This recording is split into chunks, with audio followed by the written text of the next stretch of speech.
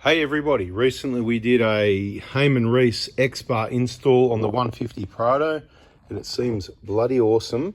And same as when we fitted the Hayman Reese Towbar to the other 150 Prado we had, we did the full instructions on installing that Towbar. This one, even more detail. The original one was about 10 minutes. The install list bar went for closer to half an hour. Lots of information in there that you should gather before you probably try and do an install.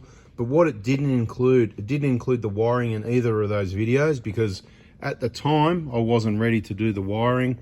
So I think we did it later and I meant to do a separate video, but maybe I didn't do a video because you can't see too much. So I want to be really clear about some part numbers and what's included. Just make sure if you order a Towbar or an XBAR, and I recommend the XBAR because look at it, it's awesome. It's got your recovery points ready to go. Just looks good. It's rock solid.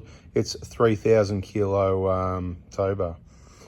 You do need your trailer plug that is included with your Towbar kit, and that part number, here's a brand new one in the bag there, so that's your number for what you need there.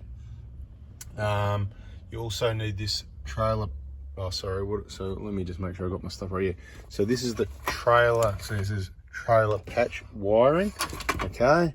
And you need the ECU as well, right? So basically, we've got some instructions here. It's pretty straightforward, but I'm just gonna run you through it quickly. There'll be a connector, probably that white one right there, right? You should be able to just plug that straight into this wiring loom, the ECU into that wiring loom. You need to connect an earth, and then the other end of that plug will go straight into the other end of our Towbar wiring, because when we did the Towbar, when we had the bar off, we mounted the plug and we ran it and we zip tied it and we brought the hole. You can see the bigger hole. We drilled it out there, put the grommet in place, and whichever grommet, this one, that one, you know, not that big one there, probably the one above it, as you can see, ready to plug in. It's pretty straightforward. The instructions sort of give you an indication where some double-sided tape comes with the ECU, and of course the alcohol comes with it as well.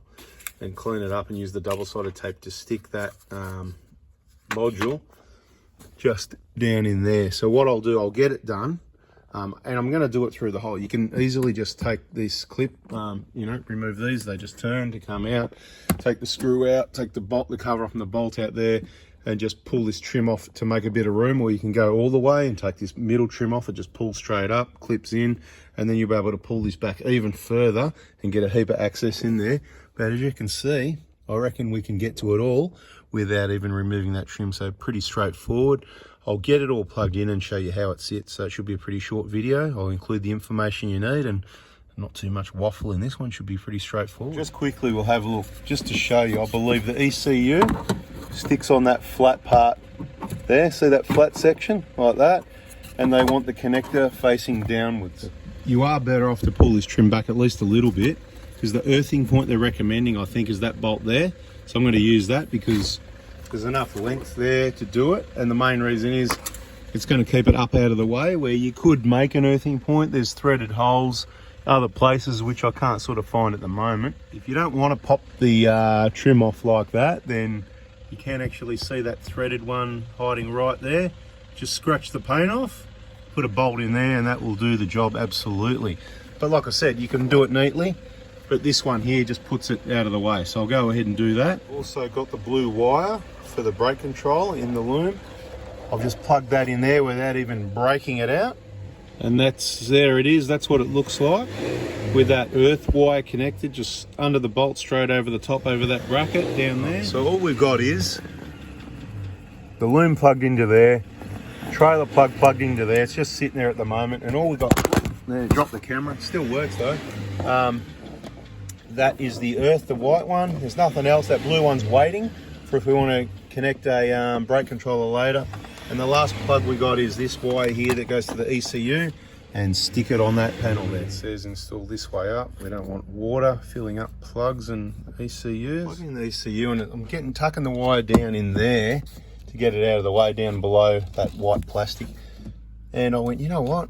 I'm not usually too worried about corrugated split tubing inside vehicles, but I knew I had a piece. I promptly brought the side cutters, but I have not cut that. Perfect length, eh? Look at that, beautiful.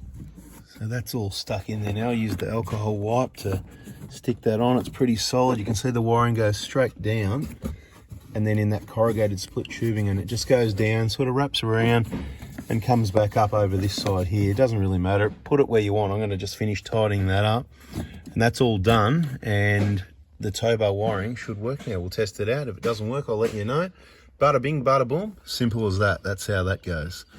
And like I said, the blue wire's waiting in case you want to add a brake controller, so maybe do that before you tidy it up, but I'll move all these wires out of the way and give them a few zip ties. Not that they're in the way of anything. Thanks for watching. Catch you on the next video. See ya.